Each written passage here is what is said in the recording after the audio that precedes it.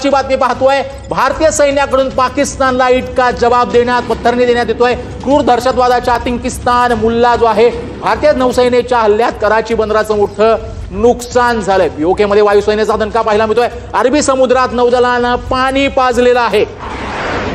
तर भारतीय सैन्याकडून पाकिस्तानला इटका जवाब पत्थर से देण्यात येतोय। क्रूर दहशतवाद्यांच्या आतंकिस्तान मुल्ला मुनीरची देखील दानादान उडालेली आहे।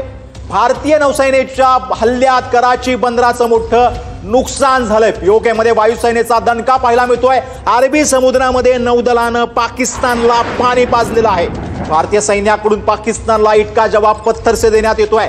आताच्या घडीची सगळ्यात महत्वाची बातमी, क्रूर दहशतवादी जे आहेत त्यांना देखील आता भारतानं त्यांची जागा दाखवली आहे, त्यांना कंठस्नान घातलेलं आहे। क्रूर दहशतवादांचा आतंकिस्तान मुल्ला मुनीरची आता दानादान उडालेली आहे। भारतानं नौसेनेच्या माध्यमातून हल्ल्यात जे आहे ते कराची बंदराचं मोठं नुकसान केलंय। पीओके मध्ये वायुसेनेचा दणका पाहायला मिळतोय। अरबी समुद्रामध्ये नौदलानं पाणी पाजलेलं आहे।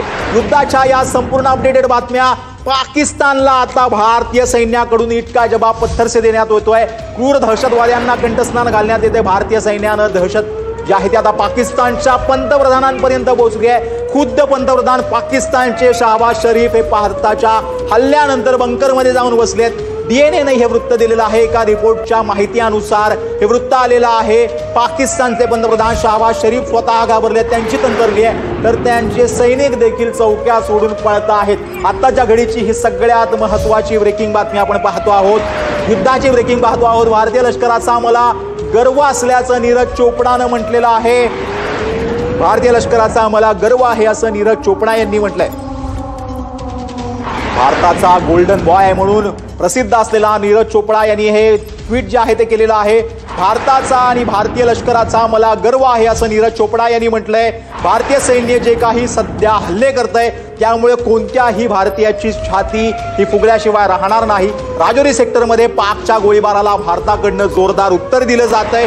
पाकिस्तान जिथं जिथं भारताला खिसवण्याचा प्रयत्न करतोय तिथं तिथं भारत जो आहे तो पाकिस्तानला त्याची जागा दाखवतोय। राजौरी सेक्टरमध्ये देखील भारताकडनं पाकिस्तानच्या गोळीबाराला उत्तर देण्यात येत आहे। सांबा सेक्टरमध्ये घुसखोरीचा मोठा प्रयत्न देखील बीएसएफनं हाणून पाडलेला आहे। आपली भारतीय सीमा सुरक्षा दल असेल त्याच्याकडनं देखील आता मोठा प्रयत्न केला जातोय। पाकिस्तानला चोख प्रत्युत्तर दिलं जातंय। सांबा सेक्टरमध्ये जे आहे तो प्रयत्न जो आहे तो पाकिस्तानकडनं करण्यात येत होता त्याला देखील आता भारतानं उत्तर दिलं। हल्ल्यामध्ये पीओकेतील काही टेरर कॅम्प देखील उद्ध्वस्त करण्यात आले आहेत भारताकडनं। भारताच्या हल्ल्यामध्ये पाकिस्तानचं मोठं नुकसान झालेलं आहे। आत्ताच्या घडीची सगळ्यात महत्वाची बातमी, हल्ल्यामध्ये पीओकेतील टेरर कॅम्प जे आहेत ते उद्ध्वस्त करण्यात आलेले आहेत। चांदीपुरामध्ये डीआरडीओनं आपत्कालीन बैठक बोलावली आहे। या बैठकीला महत्वाचे अधिकारी जे आहेत ते उपस्थित राहणार आहेत। चांदीपुरातील डीआरडीओच्या कॅम्पमध्ये दुपारी 2 वाजता ही बैठक होणार आहे।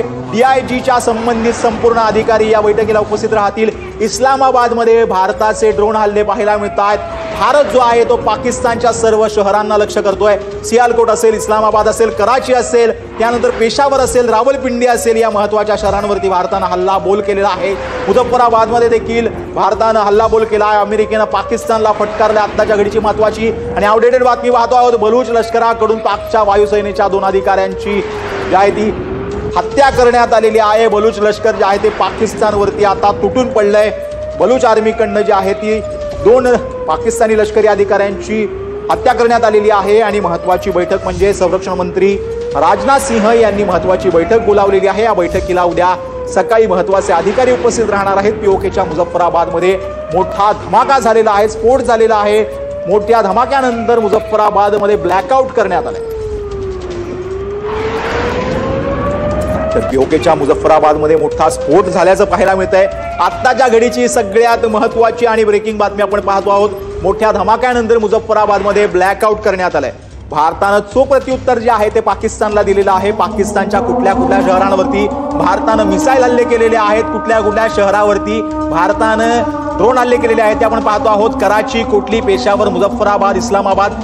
कराचीमध्ये जो आहे तो भारतानं हल्ला केलेला होता। लाहोरमध्ये हल्ला केलेला होता। सियालकोटमध्ये हल्ला केलेला होता। मुझफ्फराबादमध्ये हल्ला केलाय। पेशावरमध्ये हल्ला केलाय। कोटलीमध्ये हल्ला केलेला आहे। तर भवालपूरमध्ये देखील हल्ला करण्यात आलेला आहे। पाकिस्तानच्या या शहरांना भारतानं ड्रोन आणि मिसाईलच्या माध्यमातून लक्ष्य केलंय। भारतीय नौदलानं देखील कराचीच्या बंदरामध्ये जे आहे ते मिसाईल लागलेली आहे आणि त्यामध्ये कराची पोर्टचं मोठं नुकसान झाल्याची देखील माहिती आता समोर येते आहे। आत्ताच्या घडीची ही महत्वाची बातमी आपण पाहतो आहोत. भारतानं चोख प्रत्युत्तर जे आहे ते दिलं आहे.